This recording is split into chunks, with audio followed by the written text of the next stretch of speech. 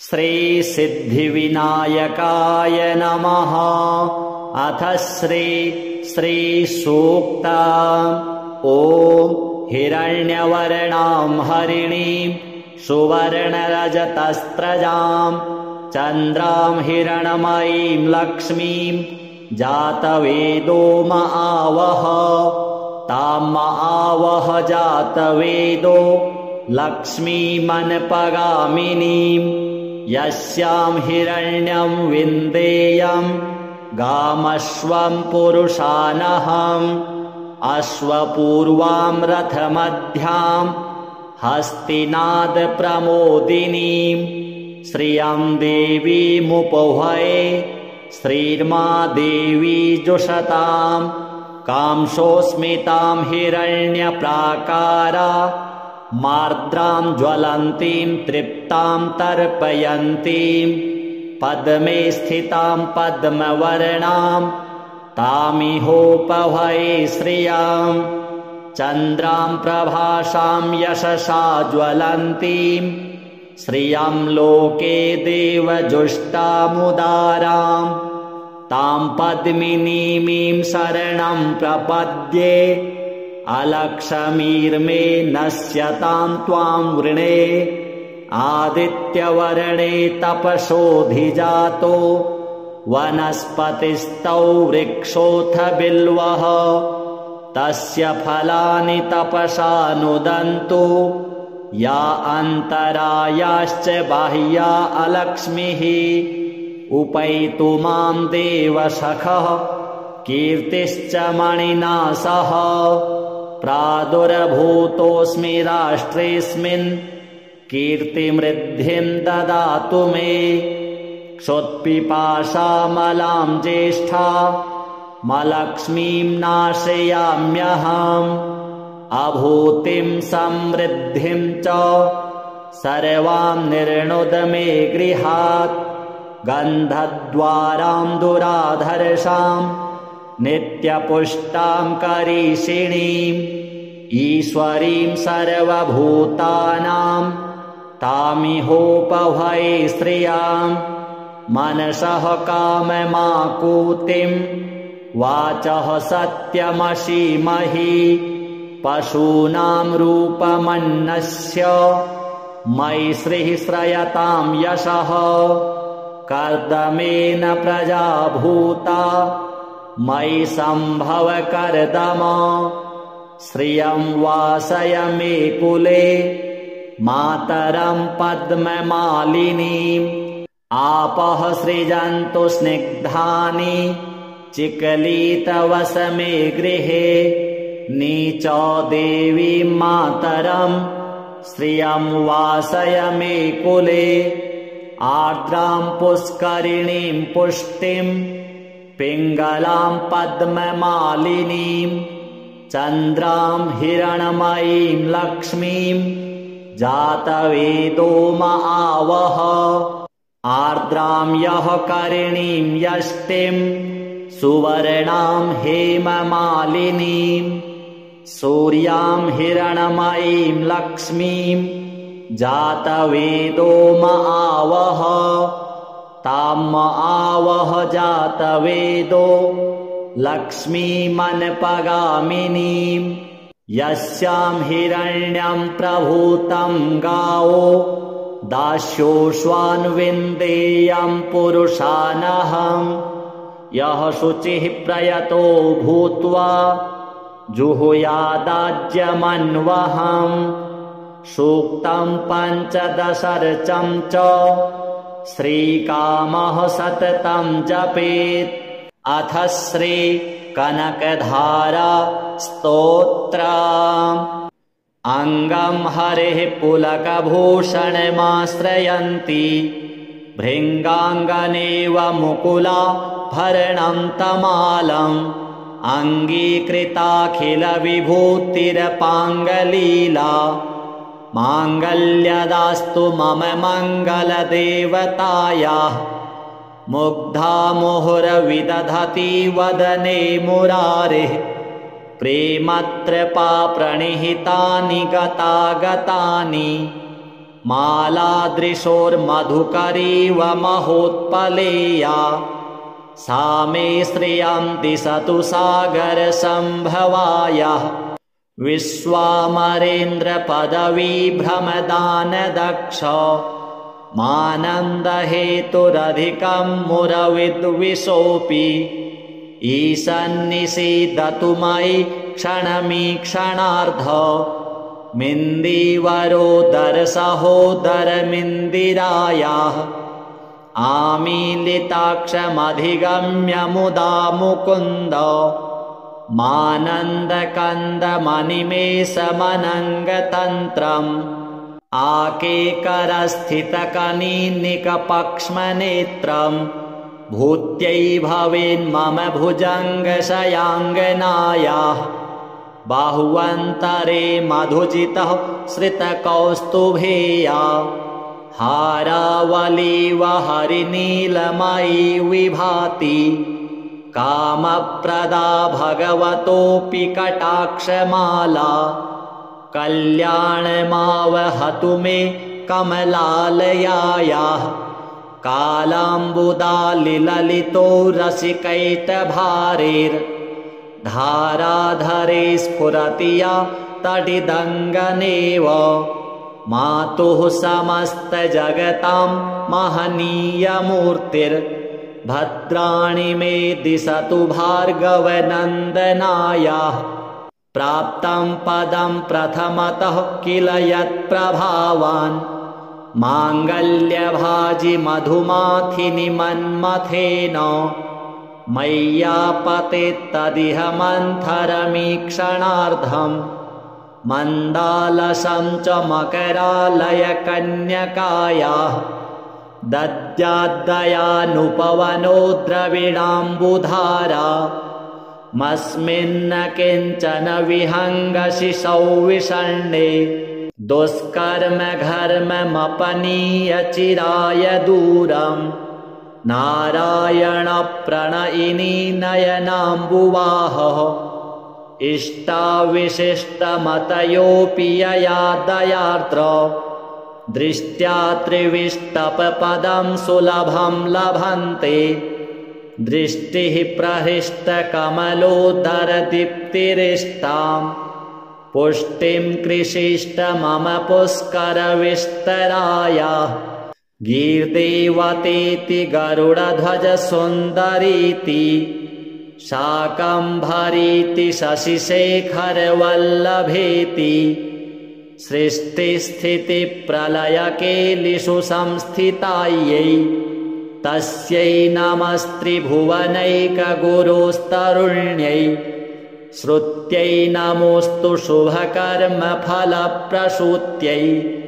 रत्यै नमोऽस्तु रमणीयगुणार्णवायै शक्त्यै नमोऽस्तु शतपत्रनिकेतनायै पुष्ट्यै नमोऽस्तु पुरुषोत्तमवल्लभायै नमोऽस्तु नालीकनिभाननायै नमोऽस्तु दुग्धोदधिजन्मभूत्यै नमोऽस्तु सोमामृतसोदरायै नमोऽस्तु नारायणवल्लभायै सम्पत्कराणि सकलेन्द्रियनन्दनानि साम्राज्यदानविभवानि सरोरुहाक्षि त्वद्वन्दनानि दुरिता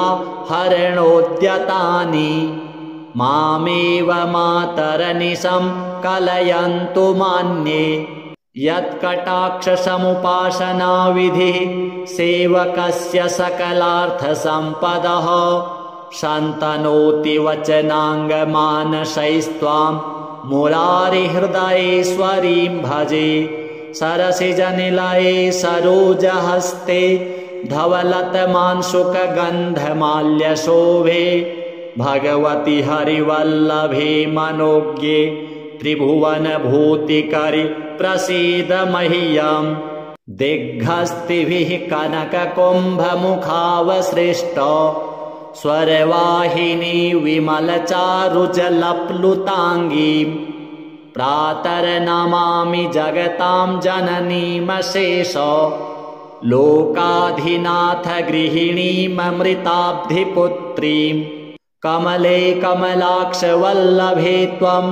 करुणापूरतरङ्गितैरपाङ्गैः अवलोकय मां किञ्चनानां प्रथमं पात्रं कृत्रिमं दयायाः स्तुवन्ति ये स्तुतिभिरमुभिरन्वहं त्रयीमयीं त्रिभुवनमातरं रमां गुणाधिका गुरुतरभाग्यभागिनो भवन्ति ते भुवि बुधभाविताशयाः। अथ श्री अष्टलक्ष्मी स्तोत्रम्। सुमनसवन्दित सुन्दरि माधवी चन्द्रसहोदरि हेममये मुनिगणमण्डित मोक्षप्रदायिनि मञ्जुलभाषिणि वेदनुते पङ्कजवासिनि देवसुपूजित सद्गुणवर्षिणि शान्तियुते जय जय हे मधुसूदन कामिनि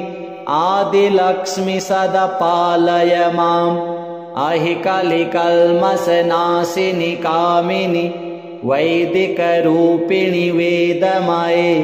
क्षीरसमुद्भव मङ्गलरूपिणि मन्त्रनिवासिनि मन्त्रनुते मङ्गलदायिनि अम्बुजवासिनि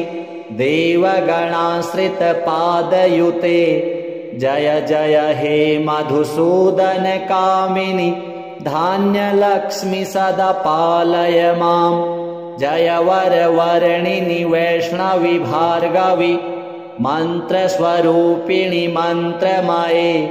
सुरगणपूजित शीघ्रफलप्रद ज्ञानविकासिनि शास्त्रनुते भवभयहारिणि पापविमोचनि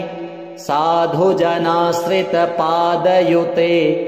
जय जय हे मधुसूदन कामिनि धैर्यलक्ष्मि सदा पालय माम् जय जय दुर्गतिनाशिनि कामिनि सर्वफलप्रद शास्त्रमये रथ गज तुरग पदादि समावृत परिजन मण्डित लोकनुते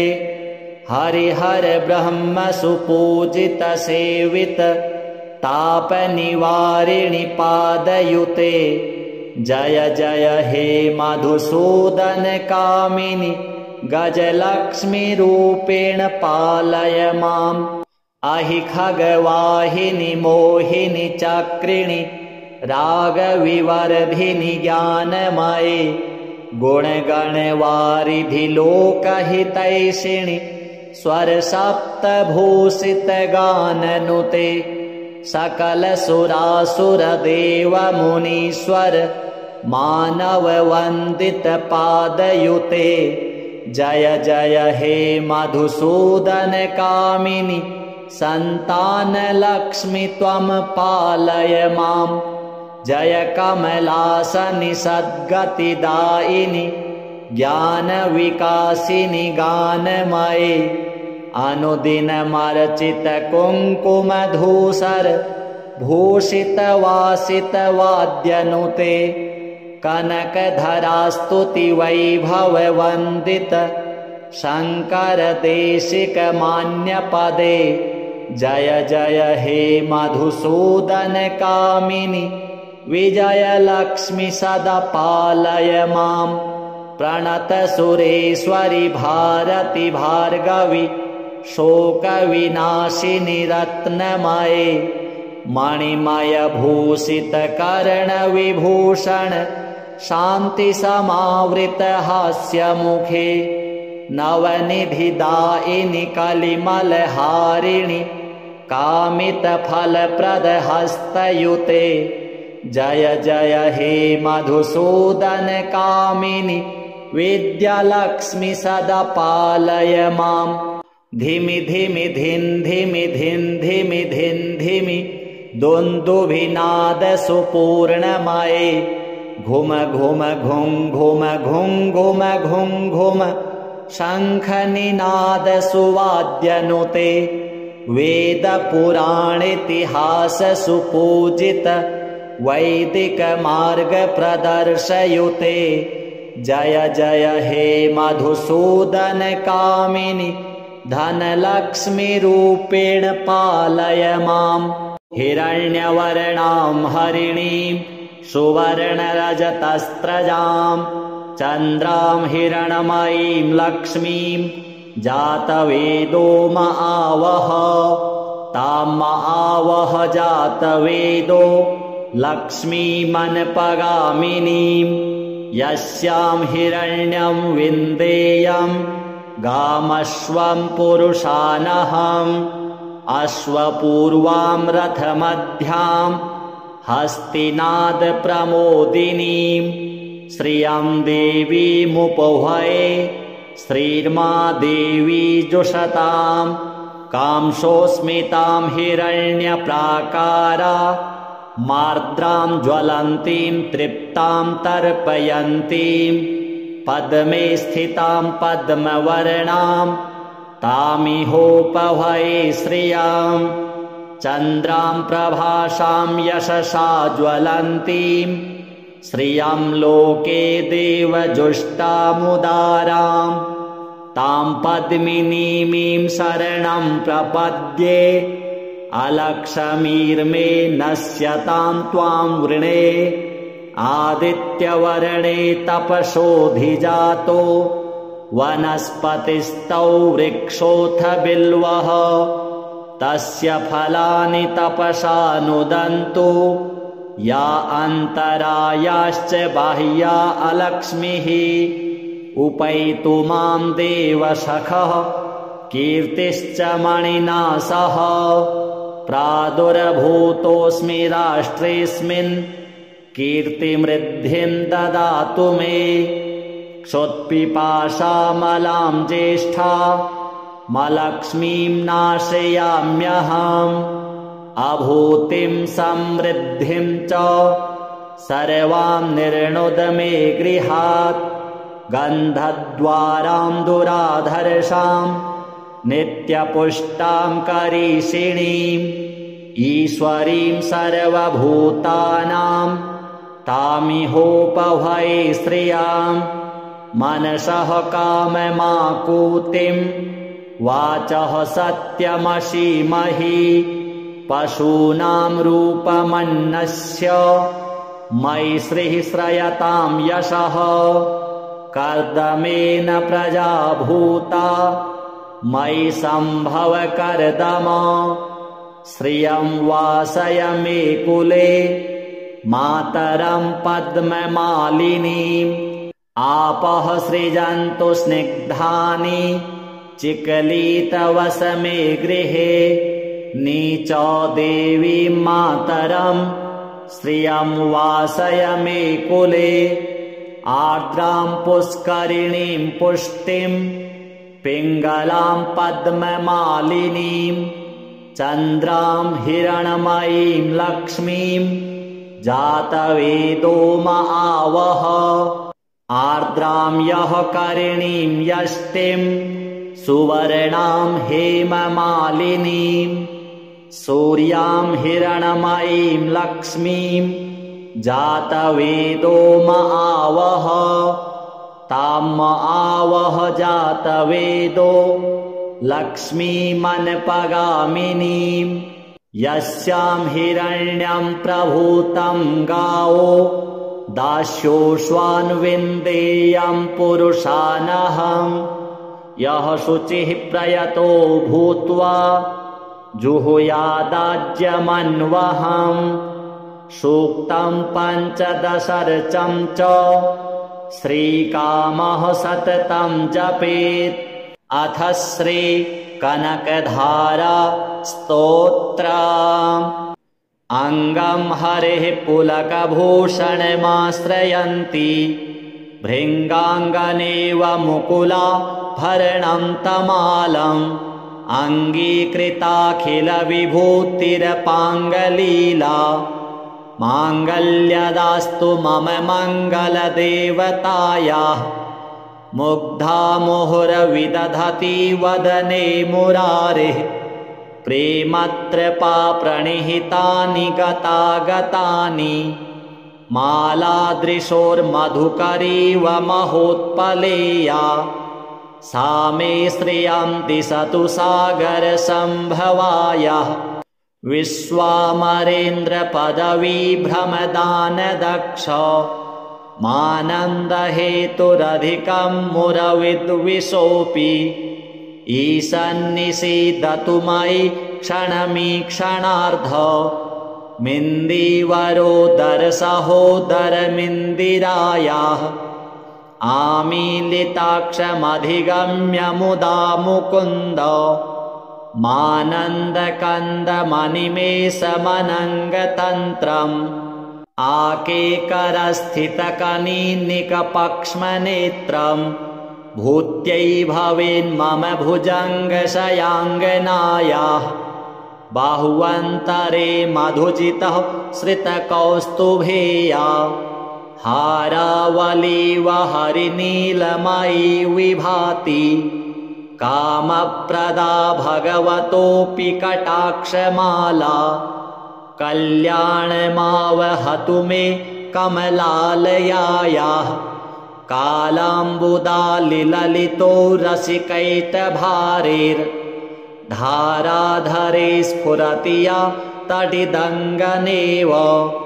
मातुः समस्तजगतां महनीयमूर्तिर्भद्राणि मे दिशतु भार्गवनन्दनायाः प्राप्तं पदं प्रथमतः किल यत्प्रभावान् माङ्गल्यभाजि मधुमाथिनि मन्मथेन मय्यापतेत्तदिह मन्थरमीक्षणार्धम् मन्दालसं च मकरालयकन्यकायाः दद्याद्दयानुपवनो द्रविणाम्बुधारा मस्मिन्न किञ्चन विहङ्गशिशौ विषण्णे दुष्कर्म घर्ममपनीय चिराय दूरम् नारायणप्रणयिनी नयनाम्बुवाहः इष्टाविशिष्टमतयोऽपि यया दयार्द्र दृष्ट्या त्रिविष्टपपदं सुलभं लभन्ते दृष्टिः प्रहृष्टकमलोदरदीप्तिरिष्टां पुष्टिं कृषिष्ट मम पुष्करविस्तरायाः गीर्देवतेति गरुडध्वजसुन्दरीति शाकम्भरीति शशिशेखरवल्लभेति सृष्टिस्थितिप्रलयकेलिषु संस्थितायै तस्यै नमस्त्रिभुवनैकगुरुस्तरुण्यै श्रुत्यै नमोऽस्तु शुभकर्मफलप्रसूत्यै रत्यै नमोऽस्तु रमणीयगुणार्णवायै शक्त्यै नमोऽस्तु शतपत्रनिकेतनायै पुष्ट्यै नमोऽस्तु पुरुषोत्तमवल्लभायै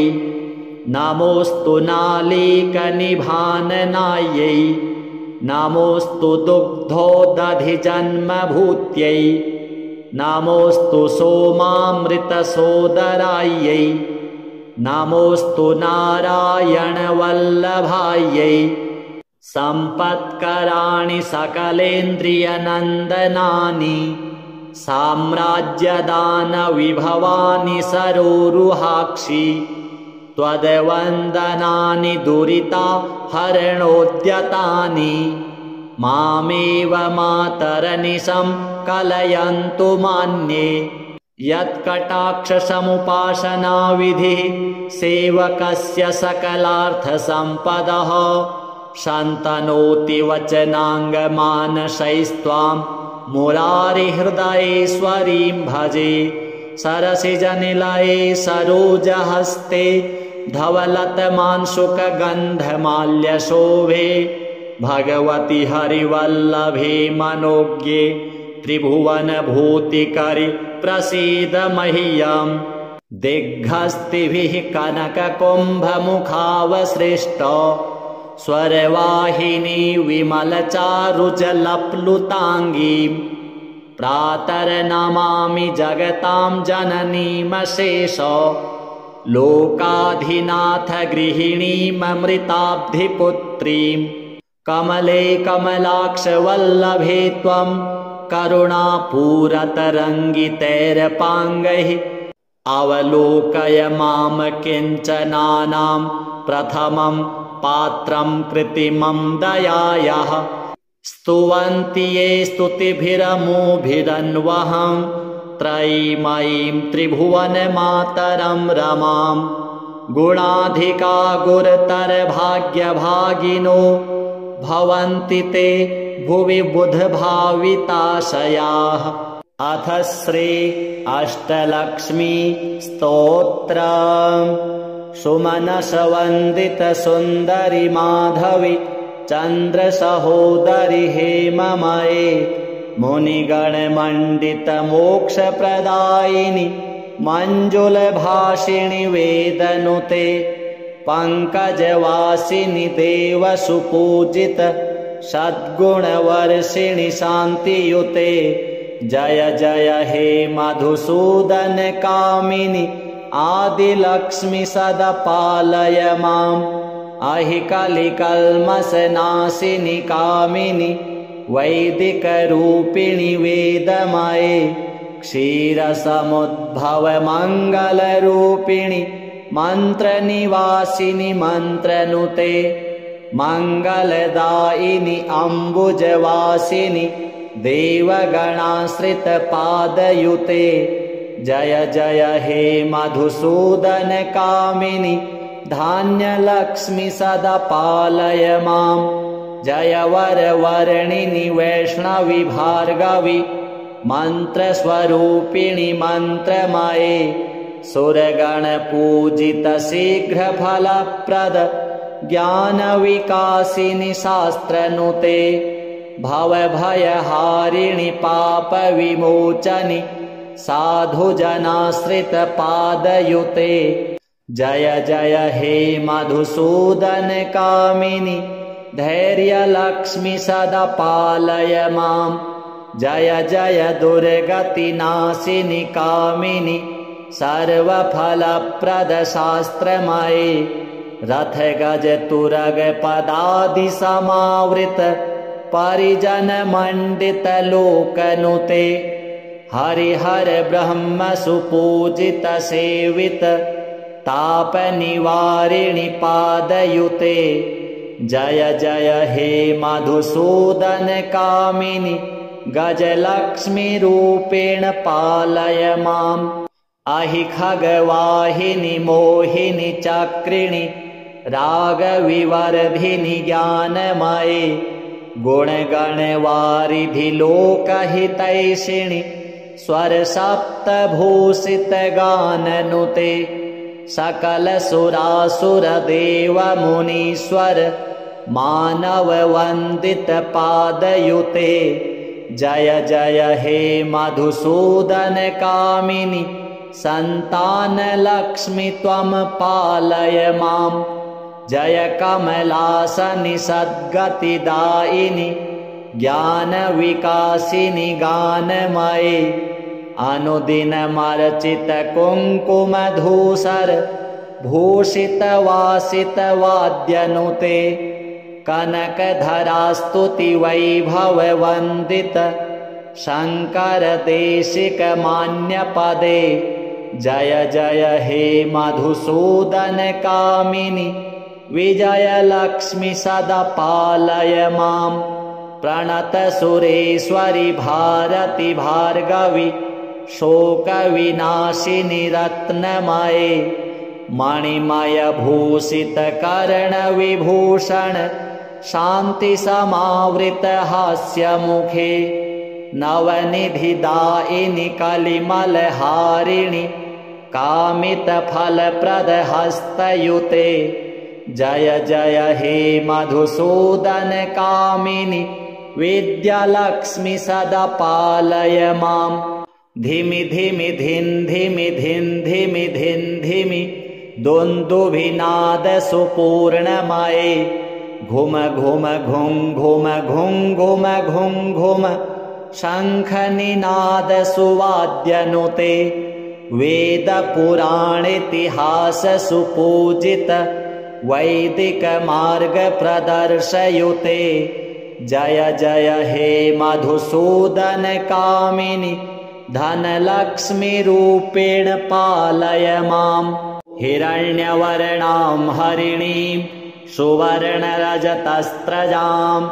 चन्द्रां हिरणमयीं लक्ष्मीं जातवेदो महावह तां महावह जातवेदो लक्ष्मीमनपगामिनीं यस्यां हिरण्यं विन्देयं गामश्वं पुरुषानहम् अश्वपूर्वां रथमध्यां हस्तिनादप्रमोदिनीं श्रियं देवीमुपहये श्रीर्मा देवी जुषतां कांसोऽस्मितां हिरण्यप्राकारा मार्द्रां ज्वलन्तीं तृप्तां तर्पयन्तीं पद्मे स्थितां पद्मवर्णां तामिहोपहये श्रियां चन्द्रां प्रभासां यशसा ज्वलन्तीं श्रियं लोके देवजुष्टामुदारां तां पद्मिनीमीं शरणं प्रपद्ये अलक्ष्मीर्मे नश्यतां त्वां वृणे आदित्यवर्णे तपसोऽधिजातो वनस्पतिस्तौ वृक्षोऽथ बिल्वः तस्य फलानि तपसा नुदन्तु या अन्तरायाश्च बाह्या अलक्ष्मीः उपैतु मां देवसखः कीर्तिश्च मणिना सह प्रादुर्भूतोऽस्मि राष्ट्रेऽस्मिन् कीर्तिमृद्धिं ददातु मे क्षुत्पिपासामलां ज्येष्ठा मलक्ष्मीं नाशयाम्यहम् अभूतिं समृद्धिं च सर्वां निर्णुद मे गृहात् गन्धद्वारां दुराधर्षां नित्यपुष्टां करीषिणीं ईश्वरीं सर्वभूतानां तामिहोपहये श्रियां मनसः काममाकूतिं वाचः सत्यमसीमहि पशूनां रूपमन्नस्य मयि श्रीः श्रयतां यशः कर्दमेन प्रजा भूता मयि सम्भव कर्दम श्रियं वासय मे कुले मातरं पद्ममालिनीम् आपः सृजन्तु स्निग्धानि चिकलितवस मे गृहे नीचो देवीं मातरं श्रियं वासय मे कुले आर्द्रां पुष्करिणीं पुष्टिं पिङ्गलां पद्ममालिनीं चन्द्रां हिरणमयीं लक्ष्मीं जातवेदो महावह आर्द्रां यः करिणीं यष्टिं सुवर्णां हेममालिनीं सूर्यां हिरणमयीं लक्ष्मीं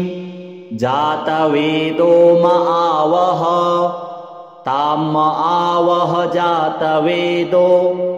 लक्ष्मीमनपगामिनीं यस्यां हिरण्यं प्रभूतं गावो दास्योऽश्वान्विन्देयं पुरुषानहम् यः शुचिः प्रयतो भूत्वा जुहुयादाज्यमन्वहम् सूक्तं पञ्चदशर्चं च श्रीकामः सततं जपेत् अथ श्री कनकधारा स्तोत्रम् अङ्गं हरेः पुलकभूषणमाश्रयन्ति भृङ्गाङ्गनेव मुकुलाभरणं तमालम् अङ्गीकृताखिलविभूतिरपाङ्गलीला माङ्गल्यदास्तु मम मङ्गलदेवतायाः मुग्धा मुहुर्विदधति वदने मुरारेः प्रेमत्रपा प्रणिहितानि गतागतानि मालादृशोर्मधुकरीव महोत्पलेया सा मे श्रियं दिशतु सागरसम्भवायाः विश्वामरेन्द्रपदवीभ्रमदानदक्ष मानन्दहेतुरधिकं मुरविद्विषोऽपि ईशन्निषीदतु मयि क्षणमीक्षणार्ध मिन्दिवरोदरसहोदरमिन्दिरायाः आमीलिताक्षमधिगम्य मुदा मुकुन्द मानन्दकन्दमनिमेषमनङ्गतन्त्रम् आकेकरस्थितकनीनिकपक्ष्मनेत्रम् भूत्यै भवेन्मम भुजङ्गशयाङ्गनायाः बाहुवन्तरे मधुजितः श्रितकौस्तुभेया हारावलीव हरिनीलमयी विभाति कामप्रदा भगवतोऽपि कटाक्षमाला कल्याणमावहतु मे कमलालयायाः कालाम्बुदालिललितो रसिकैटभारेर्धाराधरे स्फुरति या तडिदङ्गनेव मातुः समस्तजगतां महनीयमूर्तिर्भद्राणि मे दिशतु भार्गवनन्दनायाः प्राप्तं पदं प्रथमतः किल यत्प्रभावान् माङ्गल्यभाजि मधुमाथिनि मन्मथेन मय्यापतेत्तदिह मन्थरमीक्षणार्धम् मन्दालसं च मकरालयकन्यकायाः दद्याद्दयानुपवनो द्रविणाम्बुधारा मस्मिन्न किञ्चन विहङ्गशिशौ विषण्णे दुष्कर्म घर्ममपनीय चिराय दूरम् नारायणप्रणयिनी नयनाम्बुवाहः इष्टाविशिष्टमतयोऽपि यया दयार्द्र दृष्ट्या त्रिविष्टपपदं सुलभं लभन्ते दृष्टिः प्रहृष्टकमलोदरदीप्तिरिष्टां पुष्टिं कृषिष्ट मम पुष्करविस्तरायाः गीर्देवतेति गरुडध्वजसुन्दरीति शाकम्भरीति शशिशेखरवल्लभेति सृष्टिस्थितिप्रलयकेलिषु संस्थितायै तस्यै नमस्त्रिभुवनैकगुरुस्तरुण्यै श्रुत्यै नमोऽस्तु शुभकर्मफलप्रसूत्यै रत्यै नमोऽस्तु रमणीयगुणार्णवायै शक्त्यै नमोऽस्तु शतपत्रनिकेतनायै पुष्ट्यै नमोऽस्तु पुरुषोत्तमवल्लभायै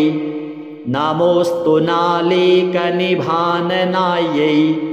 नमोऽस्तु दुग्धोदधिजन्मभूत्यै नमोऽस्तु सोमामृतसोदरायै नमोऽस्तु नारायणवल्लभायै सम्पत्कराणि सकलेन्द्रियनन्दनानि साम्राज्यदानविभवानि सरोरुहाक्षि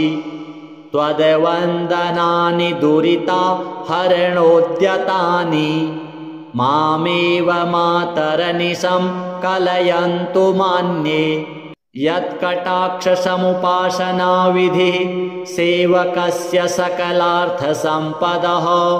शन्तनोति वचनाङ्गमानसैस्त्वां मुरारिहृदयेश्वरीं भजे सरसिजनिलये सरोजहस्ते धवलतमांशुकगन्धमाल्यशोभे भगवति हरिवल्लभे मनोज्ञे त्रिभुवनभूतिकरि प्रसीद मह्यम् दिग्हस्तिभिः कनककुम्भमुखावसृष्ट स्वरवाहिनी विमलचारुजलप्लुताङ्गीं प्रातर्नमामि जगतां जननीमशेष लोकाधिनाथ गृहिणीममृताब्धिपुत्रीं कमले कमलाक्षवल्लभे त्वं करुणापूरतरङ्गितैरपाङ्गैः अवलोकय मां किञ्चनानां प्रथमं पात्रं कृत्रिमं दयायाः स्तुवन्ति ये स्तुतिभिरमुभिरन्वहं त्रयीमयीं त्रिभुवनमातरं रमां गुणाधिका गुरुतरभाग्यभागिनो भवन्ति ते भुवि बुधभाविताशयाः। अथ श्री अष्टलक्ष्मी स्तोत्रम्। सुमनसवन्दित सुन्दरि माधवी चन्द्रसहोदरि हेममये मुनिगणमण्डित मोक्षप्रदायिनि मञ्जुलभाषिणि वेदनुते पङ्कजवासिनि देवसुपूजित सद्गुणवर्षिणि शान्तियुते जय जय हे मधुसूदन कामिनि आदिलक्ष्मि सदा पालय माम्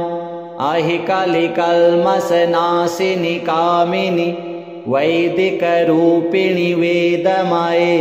क्षीरसमुद्भव मङ्गलरूपिणि मन्त्रनिवासिनि मन्त्रनुते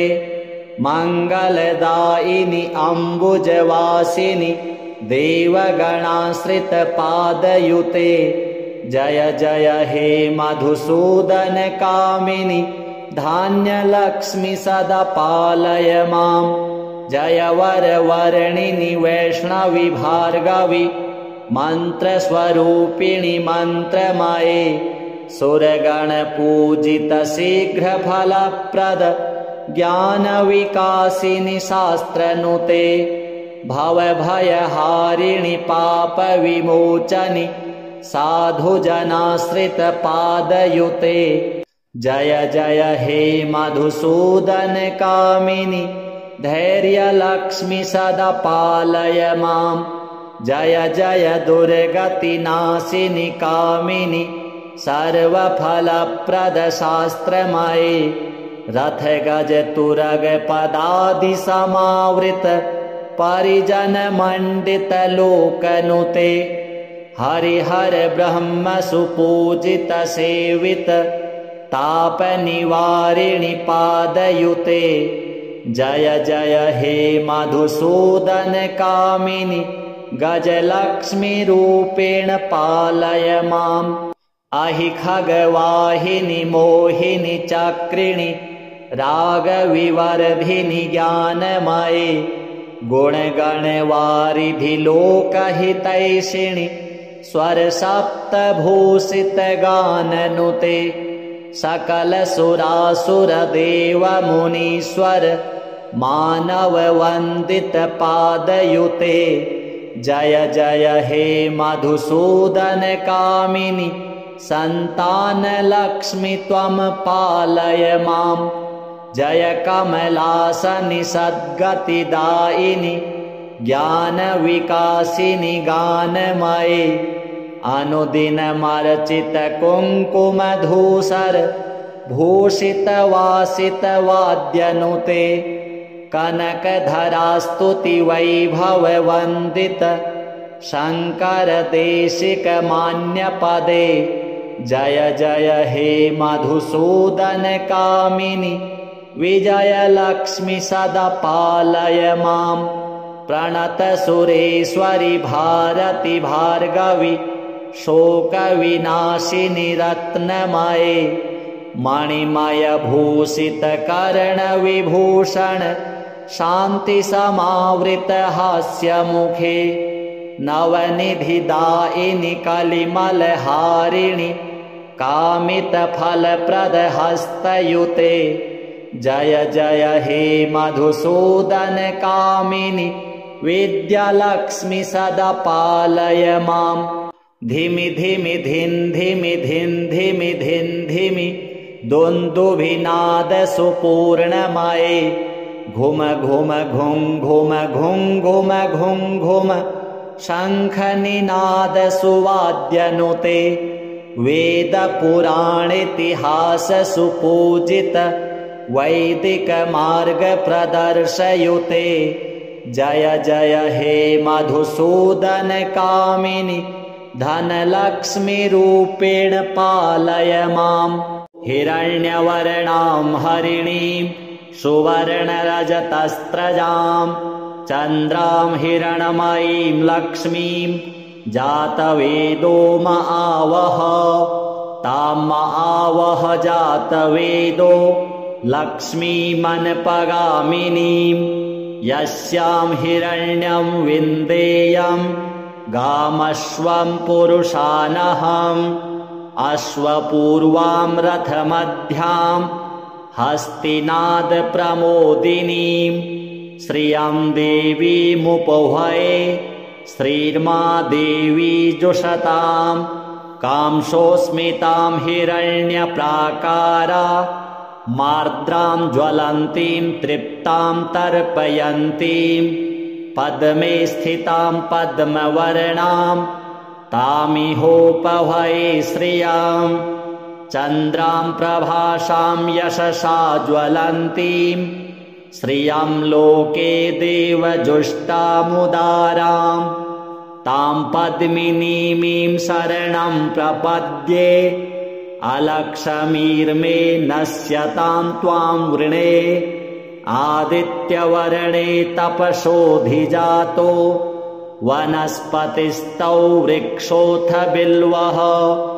तस्य फलानि तपसा नुदन्तु या अन्तरायाश्च बाह्या अलक्ष्मीः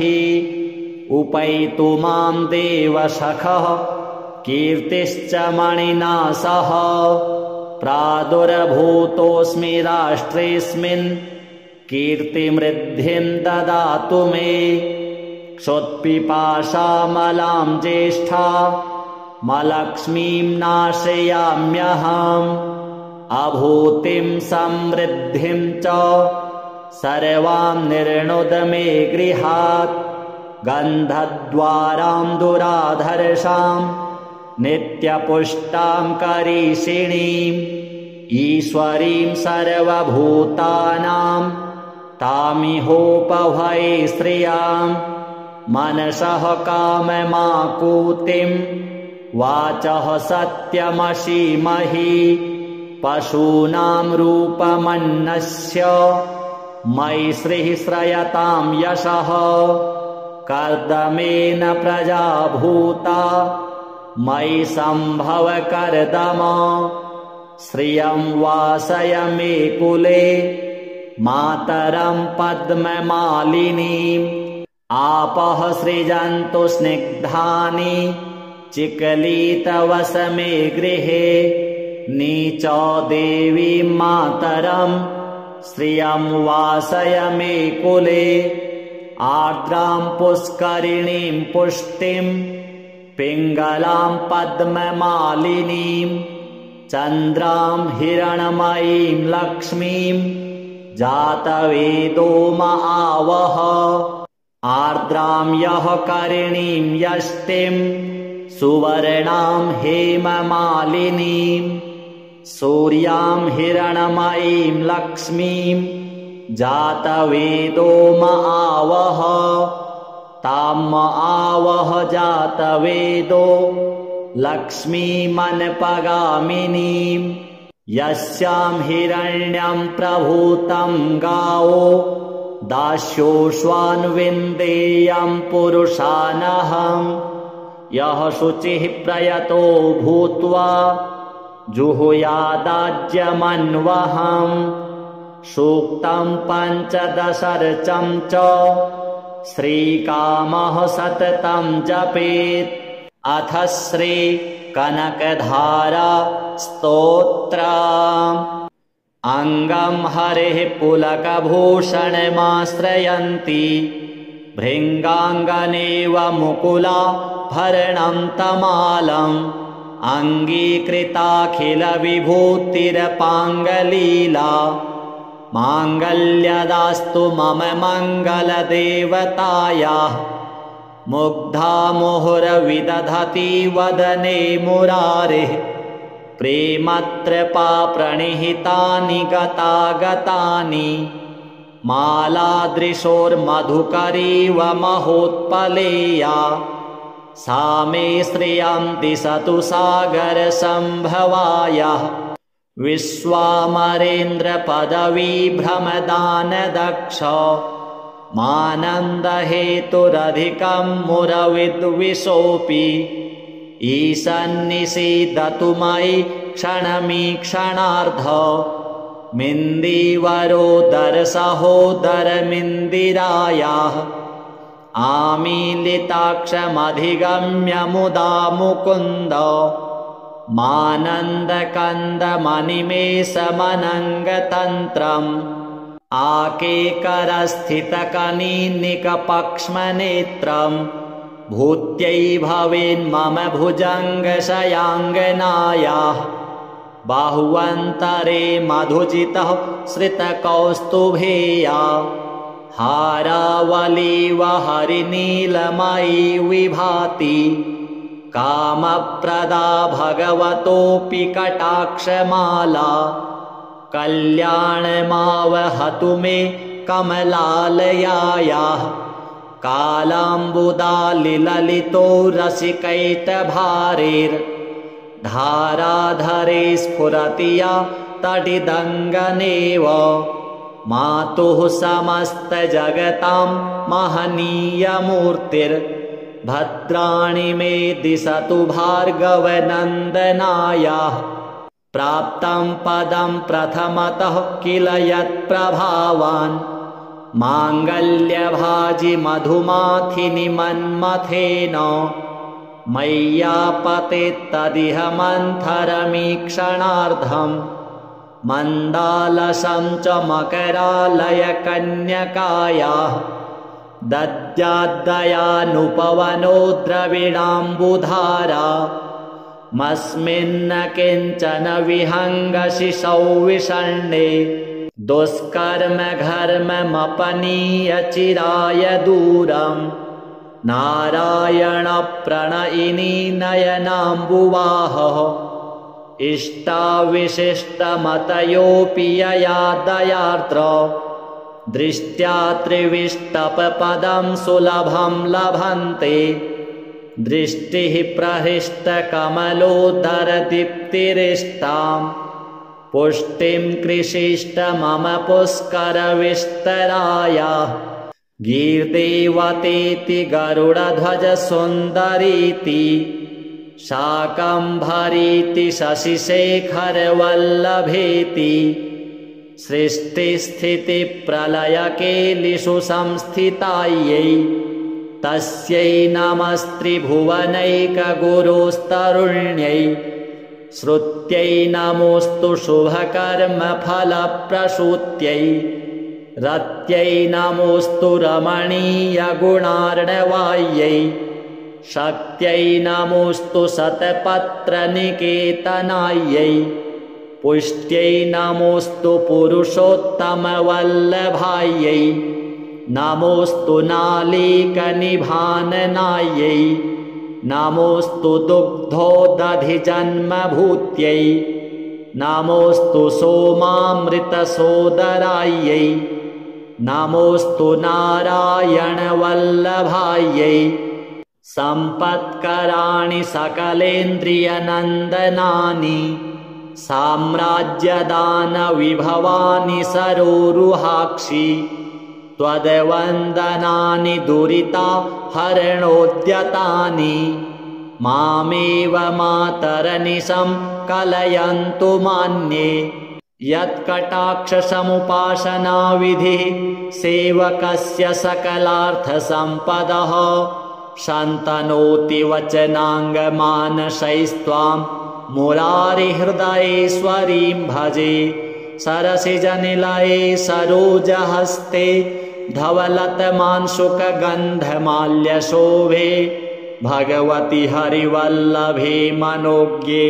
त्रिभुवनभूतिकरि प्रसीद मह्यम् दिग्हस्तिभिः कनककुम्भमुखावसृष्ट स्वरवाहिनी विमलचारुजलप्लुताङ्गीं प्रातर्नमामि जगतां जननीमशेष लोकाधिनाथ गृहिणीममृताब्धिपुत्रीं कमले कमलाक्षवल्लभे त्वं करुणापूरतरङ्गितैरपाङ्गैः अवलोकय मां किञ्चनानां प्रथमं पात्रं कृत्रिमं दयायाः स्तुवन्ति ये स्तुतिभिरमुभिरन्वहं त्रयीमयीं त्रिभुवनमातरं रमां गुणाधिका गुरुतरभाग्यभागिनो भवन्ति ते भुवि बुधभाविताशयाः। अथ श्री अष्टलक्ष्मी स्तोत्रम्। सुमनसवन्दित सुन्दरि माधवी चन्द्रसहोदरि हेममये मुनिगणमण्डित मोक्षप्रदायिनि मञ्जुलभाषिणि वेदनुते पङ्कजवासिनि देवसुपूजित सद्गुणवर्षिणि शान्तियुते जय जय हे मधुसूदन कामिनि आदिलक्ष्मि सदा पालय माम् अहिकलिकल्मषनाशिनि कामिनि वैदिकरूपिणि वेदमये क्षीरसमुद्भव मङ्गलरूपिणि मन्त्रनिवासिनि मन्त्रनुते मङ्गलदायिनि अम्बुजवासिनि देवगणाश्रितपादयुते जय जय हे मधुसूदन कामिनि धान्यलक्ष्मि सदा पालय माम् जय वरवर्णिनि वैष्णवि भार्गवि मन्त्रस्वरूपिणि मन्त्रमये सुरगणपूजित शीघ्रफलप्रद ज्ञानविकासिनि शास्त्रनुते भवभयहारिणि पापविमोचनि साधुजनाश्रितपादयुते जय जय हे मधुसूदन कामिनि धैर्यलक्ष्मि सदा पालय माम् जय जय दुर्गतिनाशिनि कामिनि सर्वफलप्रद शास्त्रमये रथ गज तुरग पदादि समावृत परिजनमण्डित लोकनुते हरिहर ब्रह्म सुपूजित सेवित तापनिवारिणि पादयुते जय जय हे मधुसूदन कामिनि गजलक्ष्मी रूपेण पालय माम् अहि खगवाहिनि मोहिनि चक्रिणि रागविवर्धिनि ज्ञानमये गुणगणवारिधि लोकहितैषिणि स्वरसप्तभूषित गाननुते सकल सुरासुर देव मुनीश्वर मानव वन्दित पादयुते जय जय हे मधुसूदन कामिनि संतान लक्ष्मी त्वं पालय माम् जय कमलासनि सद्गतिदायिनि ज्ञानविकासिनि गानमये अनुदिनमर्चित कुङ्कुमधूसर भूषित वासित वाद्यनुते कनकधरास्तुति वैभव वन्दित शङ्कर देशिक मान्यपदे जय जय हे मधुसूदन कामिनि विजयलक्ष्मि सदा पालय माम् प्रणत सुरेश्वरि भारति भार्गवि शोकविनाशिनि रत्नमये मणिमय भूषित कर्णविभूषण शान्ति समावृत हास्यमुखे नवनिधिदायिनि कलिमलहारिणि कामितफलप्रद हस्तयुते जय जय हे मधुसूदन कामिनि विद्यालक्ष्मी सदा पालय माम् धिमि धिमि धिन् धिमि धिन् धिमि धिन् धिमि दुन्दुभिनादसुपूर्णमये घुम घुम घुं घुम घुं घुम घुं घुम शङ्खनिनादसुवाद्यनुते वेदपुराणेतिहाससुपूजित वैदिकमार्गप्रदर्शयुते जय जय हे मधुसूदनकामिनि धनलक्ष्मीरूपेण पालय माम् हिरण्यवर्णां हरिणीं सुवर्णरजतस्रजां चन्द्रां हिरणमयीं लक्ष्मीं जातवेदो म आवह तां म आवह जातवेदो लक्ष्मीमनपगामिनीं यस्यां हिरण्यं विन्देयं गामश्वं पुरुषानहम् अश्वपूर्वां रथमध्यां हस्तिनादप्रमोदिनीं श्रियं देवीमुपह्वये श्रीर्मा देवी जुषतां कांसोऽस्मितां हिरण्यप्राकारा मार्द्रां ज्वलन्तीं तृप्तां तर्पयन्तीं पद्मे स्थितां पद्मवर्णां तामिहोपह्वये श्रियां चन्द्रां प्रभासां यशसा ज्वलन्तीं श्रियं लोके देवजुष्टामुदारां तां पद्मिनीमीं शरणं प्रपद्ये अलक्ष्मीर्मे नश्यतां त्वां वृणे आदित्यवर्णे तपसोऽधिजातो वनस्पतिस्थौ वृक्षोऽथ बिल्वः तस्य फलानि तपसा नुदन्तु या अन्तरायाश्च बाह्या अलक्ष्मीः उपैतु मां देवसखः कीर्तिश्च मणिना सह प्रादुर्भूतोऽस्मि राष्ट्रेऽस्मिन् कीर्तिमृद्धिं ददातु मे क्षुत्पिपासामलां ज्येष्ठा मलक्ष्मीं नाशयाम्यहम् अभूतिं समृद्धिं च सर्वां निर्णुद मे गृहात् गन्धद्वारां दुराधर्षां नित्यपुष्टां करीषिणीं ईश्वरीं सर्वभूतानां तामिहोपह्वये श्रियां मनसः काममाकूतिं वाचः सत्यमसीमहि पशूनां रूपमन्नस्य मयि श्रीः श्रयतां यशः कर्दमेन प्रजा भूता मयि सम्भव कर्दम श्रियं वासय मे कुले मातरं पद्ममालिनीम् आपः सृजन्तु स्निग्धानि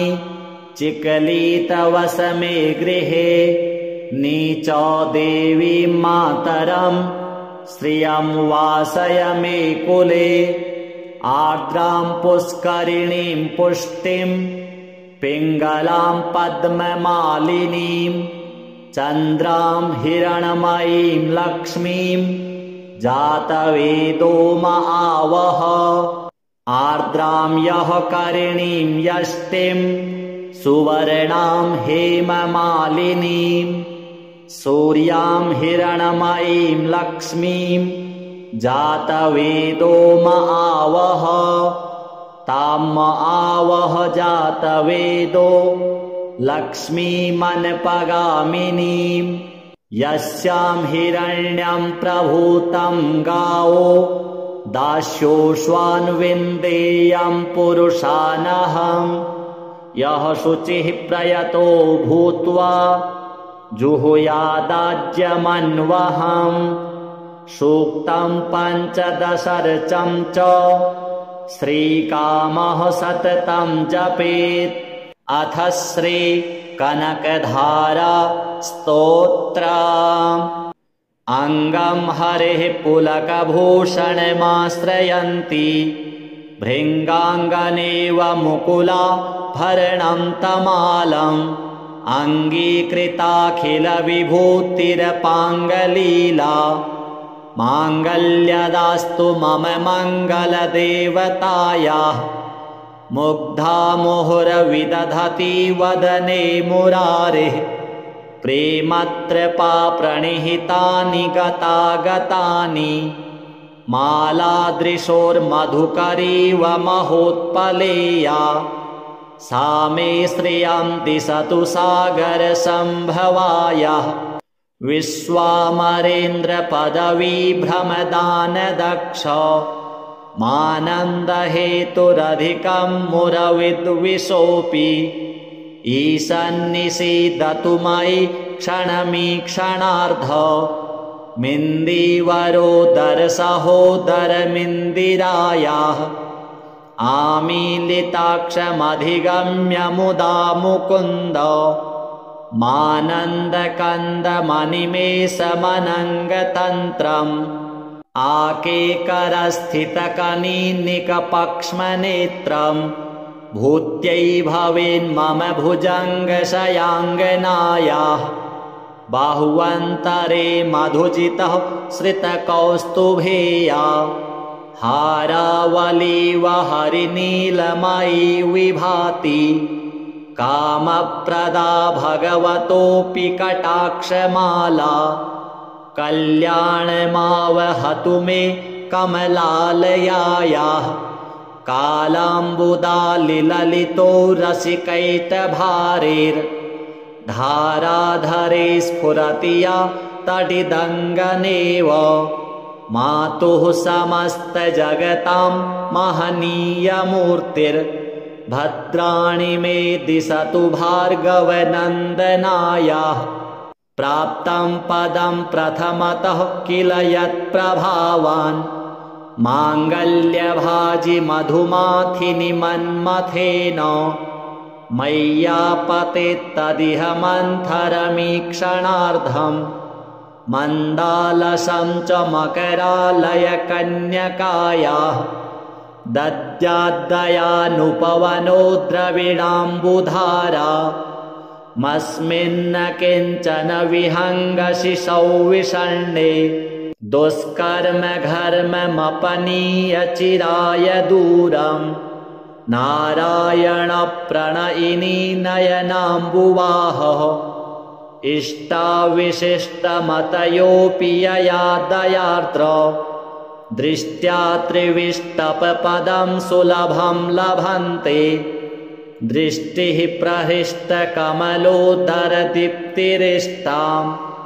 पुष्टिं कृषिष्ट मम पुष्करविस्तरायाः गीर्देवतेति गरुडध्वजसुन्दरीति शाकम्भरीति शशिशेखरवल्लभेति सृष्टिस्थितिप्रलयकेलिषु संस्थितायै तस्यै नमस्त्रिभुवनैकगुरोस्तरुण्यै श्रुत्यै नमोऽस्तु शुभकर्मफलप्रसूत्यै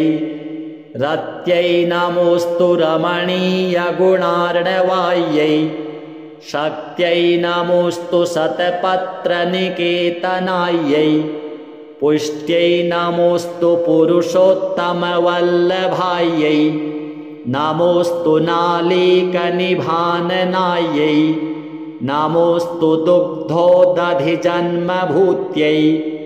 नमोऽस्तु सोमामृतसोदरायै नमोऽस्तु नारायणवल्लभायै सम्पत्कराणि सकलेन्द्रियनन्दनानि साम्राज्यदानविभवानि सरोरुहाक्षि त्वद्वन्दनानि दुरिता हरणोद्यतानि मामेव मातरनिशं कलयन्तु मान्ये यत्कटाक्षसमुपासनाविधिः सेवकस्य सकलार्थसम्पदः शन्तनोति वचनाङ्गमानसैस्त्वां मुरारिहृदयेश्वरीं भजे सरसिजनिलये सरोजहस्ते धवलतमांशुकगन्धमाल्यशोभे भगवति हरिवल्लभे मनोज्ञे त्रिभुवनभूतिकरि प्रसीद मह्यम् दिग्हस्तिभिः कनककुम्भमुखावसृष्ट स्वरवाहिनी विमलचारुजलप्लुताङ्गीं प्रातर्नमामि जगतां जननीमशेष लोकाधिनाथ गृहिणीममृताब्धिपुत्रीं कमले कमलाक्षवल्लभे त्वं करुणापूरतरङ्गितैरपाङ्गैः अवलोकय मां किञ्चनानां प्रथमं पात्रं कृत्रिमं दयायाः स्तुवन्ति ये स्तुतिभिरमुभिरन्वहं त्रयीमयीं त्रिभुवनमातरं रमां गुणाधिका गुरुतरभाग्यभागिनो भवन्ति ते भुवि बुधभाविताशयाः। अथ श्री अष्टलक्ष्मी स्तोत्रम्। सुमनसवन्दित सुन्दरि माधवी चन्द्रसहोदरि हेममये मुनिगणमण्डित मोक्षप्रदायिनि मञ्जुलभाषिणि वेदनुते पङ्कजवासिनि देवसुपूजित सद्गुणवर्षिणि शान्तियुते जय जय हे मधुसूदन कामिनि आदिलक्ष्मि सदा पालय माम् अहिकलिकल्मषनाशिनि कामिनि वैदिकरूपिणि वेदमये क्षीरसमुद्भव मङ्गलरूपिणि मन्त्रनिवासिनि मन्त्रनुते मङ्गलदायिनि अम्बुजवासिनि देवगणाश्रितपादयुते जय जय हे मधुसूदन कामिनि धान्यलक्ष्मि सदा पालय माम् जय वरवर्णिनि वैष्णवि भार्गवि मन्त्रस्वरूपिणि मन्त्रमये सुरगणपूजित शीघ्रफलप्रद ज्ञानविकासिनि शास्त्रनुते भवभयहारिणि पापविमोचनि साधुजनाश्रितपादयुते जय जय हे मधुसूदन कामिनि धैर्यलक्ष्मि सदा पालय माम् जय जय दुर्गतिनाशिनि कामिनि सर्वफलप्रद शास्त्रमये रथगज तुरग पदादि समावृत परिजनमण्डित लोकनुते हरिहर ब्रह्म सुपूजित सेवित तापनिवारिणि पादयुते जय जय हे मधुसूदन कामिनि गजलक्ष्मी रूपेण पालय माम् अहि खगवाहिनि मोहिनि चक्रिणि रागविवर्धिनि ज्ञानमये गुणगणवारिधि लोकहितैषिणि स्वरसप्तभूषित गाननुते सकल सुरासुर देव मुनीश्वर मानव वन्दित पादयुते जय जय हे मधुसूदन कामिनि संतान लक्ष्मी त्वं पालय माम् जय कमलासनि सद्गतिदायिनि ज्ञानविकासिनि गानमये अनुदिनमर्चित कुङ्कुमधूसर भूषित वासित वाद्यनुते कनकधरास्तुति वैभव वन्दित शङ्कर देशिक मान्यपदे जय जय हे मधुसूदन कामिनि विजयलक्ष्मी सदा पालय माम् प्रणत सुरेश्वरि भारति भार्गवि शोकविनाशिनि रत्नमये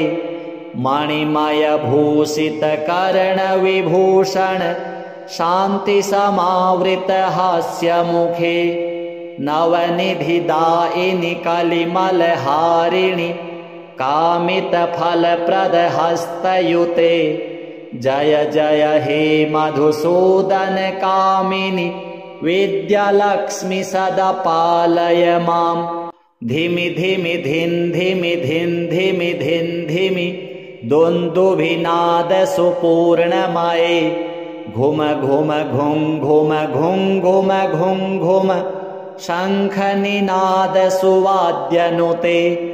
वेद पुराण इतिहास सुपूजित वैदिक मार्ग प्रदर्शयुते जय जय हे मधुसूदन कामिनि धनलक्ष्मी रूपेण पालय माम्।